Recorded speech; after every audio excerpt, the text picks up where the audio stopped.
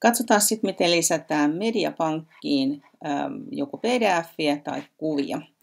Eli avaatte Mediakirjaston. Mediapankki tai Mediakirjasto tai kuvakirjasto, monia nimiä löytyy. Tästä näette, mitä sinne on jo ladattu. Lisätäänpäs, nyt mentiin hienon tilaston päälle. Lisätäänpäs täältä uusi. Valitse tiedostot, menet omalle koneelle, mitä sieltä sitten löytyykin. Katsotaan tuolta rotarit. Otetaan, onko meillä tuolta vaikka logoja. Nämä on varmaan kaikki sinne jo ladattu, mutta eipä me nyt anneta haittaa. Heitetään tuosta uusi. Laitetaan tällainen sinne menemään. Ja kun se on lataantunut, te näette sen tuosta. Täältä te näette sen tiedot, jos se periaatteessa saavutettavuuden vuoksi kuvateksti, jos se on koristeellinen, sitä ei tarvitse kuvailla, mutta jos siinä on sellaista tietoa esimerkiksi henkilöllä, jolla on ruudunlukija, ja se kuva tulee, mennään alusta asti. Eli kuvan nimi tarvitsisi olla kunnollinen. Nythän mä otin suoraan tuolta Brand Centeristä, missä lukee POA-horizontal lookup-smyk-n.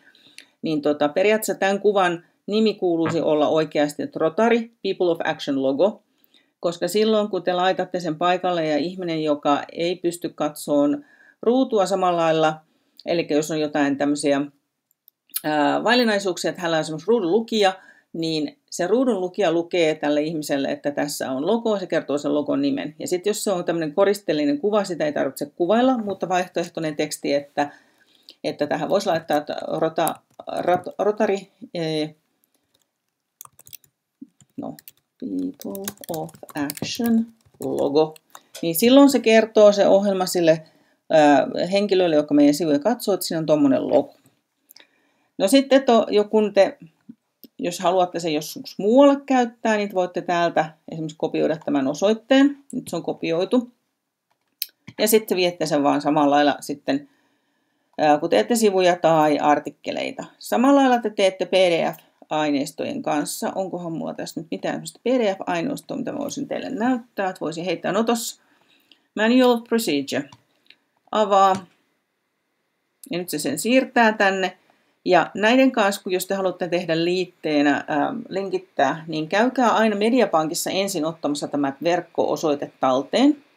Ja sen jälkeen menette vasta sinne artikkeliin tai sivulle. Otetaan tuosta nyt sitten esimerkki artikkeli äkkiä. Äkkiä on huono tämän ohjelman kanssa, mutta mä näytin äsken jo aikaisemmin, miten lisätään se sinne se kuva, niin tästä lisää media. Emme mennä tuonne, sori. Mistä tuolla kuma? Mediakirjasto, mä oon lisännyt sinne nyt People of Action logon. Tästä mä sen vaan lisään. Noin, se napsahtaa tonne. Ja sitten tässä lukee, että use this lookup mode. Jos mä haluan tähän tehdä sen linkin, se on mulla tallessa. Mä kopioin sen äsken, nyt mä laitan Ctrl-V:llä sen tuohon talteen. Täältä mä pystyn määrittelemään, että kun henkilö klikkaa tätä linkkiä, se aukeaa uuteen välilehteen. Ja sitten mä vaan talletaan, päivitään. Ja mä näytän tämän sivun, mä käyn nyt poistamassa nämä, mutta nämä on esimerkkinä. Kun tänne näitä videoita tullaan lisäämään, ja jolle tämä olisi ihan kauhean hidas, niin nyt te näette, tähän äskeiseen tietoon tuli kuva, ja sitten kun mä oon tehnyt siihen linkin, kun tätä linkkiä klikkaa, se aukeaa meidän uuteen Manual of Procedure A4. Ja tämä on uusi 2019, mutta siis näin tehdään linkittäminen.